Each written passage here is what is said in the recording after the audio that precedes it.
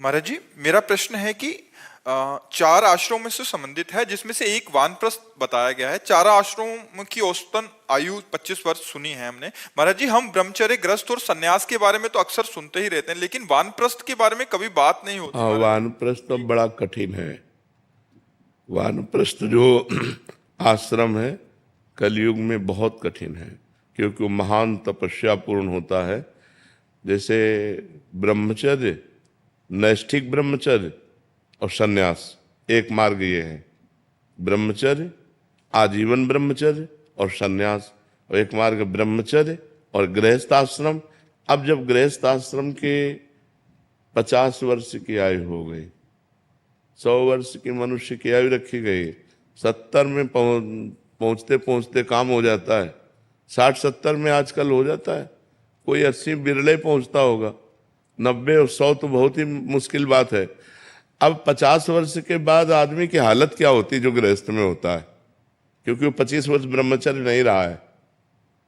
अगर आश्रम के अनुसार पूछो तो 25 वर्ष तक ब्रह्मचर्य रहना चाहिए, इसके बाद ब्याह होकर 25 वर्ष गृहस्थ आश्रम में रहना चाहिए, फिर वानप्रस्थ। तो चूंकि न्यू गड़बड़ है, 25 वर्ष ब्रह्मचर्य कहा, गर्लफ्रेंड बॉयफ्रेंड ब्रह्मचर्य, ब्रह्मचर्य कहाँ रह रहे हैं?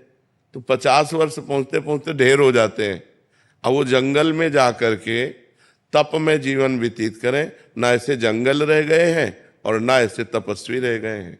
क्यों 50 वर्ष के बाद अपनी पत्नी का पुत्रों के हाथ सौंप करके और एकांतवास करते हुए जंगली कंद मूल फलों से निर्वाह करना, जंगली वस्त्रों को पहनना, जैसे पत्तों के वस्त्र पहन लेने, वलकल के वस्त्र पहन लेना, गर्मी, सर्दी, वर्षा, तीनों का कोई भी निवारण न करना वानप्रस्थ के लिए।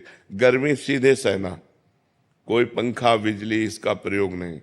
सर्दी सीधे सहना, कोई किसी भी तरह का सर्दी निवारण का नहीं, सीधे अंगों पे सहना। वर्षा पूरी सहना, और अगर ऐसा लगे कि अब हमारा शरीर काम नहीं कर रहा है तो उसको तप के द्वारा अपने प्राणों का त्याग कर देना।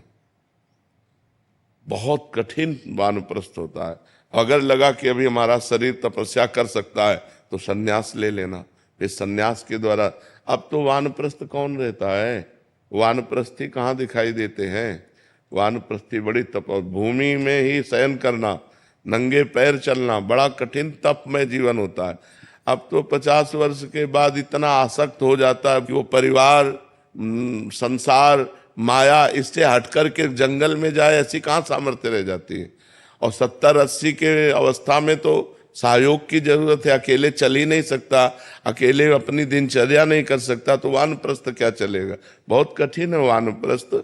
और अब कहाँ वानप्रस्थ दिखाई देते हैं? सीधे गृहस्थ से सन्यास ले लिया, सीधे गृहस्थ से सन्यास लिया और आश्रमों में रह रहे। तपस्या और कष्ट कहाँ? तपस्या और कष्ट जब तक नहीं सहा जाता तब तक परमार्थ का प्रकाश भी नहीं होता है।